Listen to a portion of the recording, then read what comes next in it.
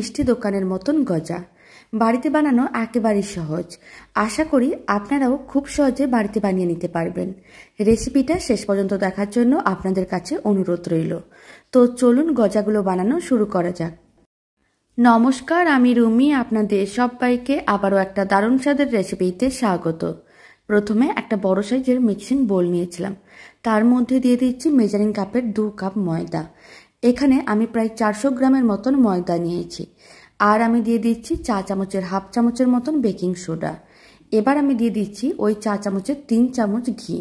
আর ঘিটা কিন্তু এখানে জমাট বাঁধা ঘি, যদি পাতলা ঘি হয় তাহলে কিন্তু ডবল করে দিতে হবে, মানে 6 চামচ দিতে হবে। এবার সমস্ত কিছু একসঙ্গে খুব ভালো করে মিশিয়ে নিতে হবে। আর ময়দায় এইভাবে খুব ভালো করে ময়ম দিতে হবে। প্রায় 3 মিনিট খুব ভালো করে এইভাবে ময়ম দিয়েছিলাম। এবার অল্প অল্প জল দিয়ে একটা টাইট ডো রেডি করতে হবে।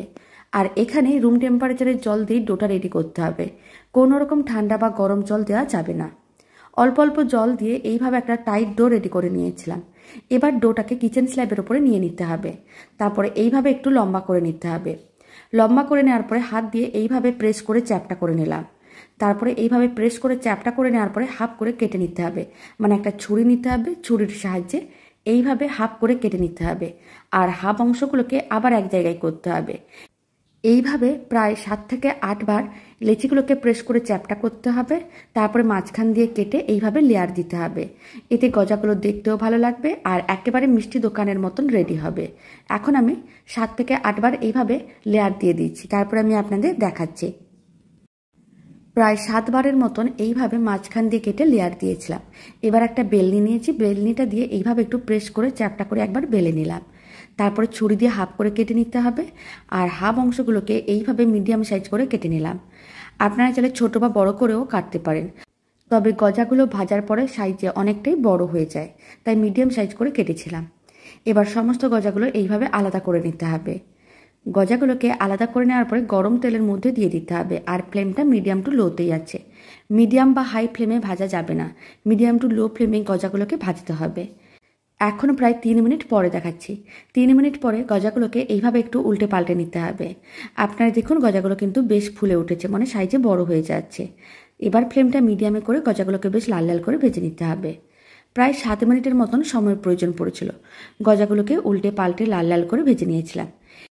এবার ভেজে নেওয়া লাল লাল গজাগুলোকে তুলে রেখে দিতে হবে, মানে একটু ঠান্ডা করে নিতে হবে।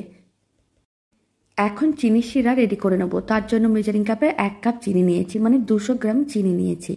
আর আমি দিয়ে দিলাম 1 কাপ জল, যতটা চিনি ঠিক ততটাই জল। 1 চিমটের মতন দিয়ে দিলাম এলাচ গুঁড়ো। তারপরে খুব ভালো করে একসঙ্গে মিশিয়ে নিতে হবে। ফ্লেমটা মিডিয়াম টু হাইতেই রাখতে হবে। এতে চিনিগুলো মেল্ট হয়ে যাবে আর চিনি শিরাটা অনেক তাড়াতাড়ি রেডি হয়ে যাবে। প্রায় 3 থেকে 4 মিনিট মিডিয়াম টু হাই ফ্লেমে চিনি শিরাটাকে ভালো করে ফুটিয়ে নিয়েছিলাম। চিনি শিরাটা একটু ঘন হয়ে গেছে। এখন ফ্লেমটা অফ করে দিতে হবে।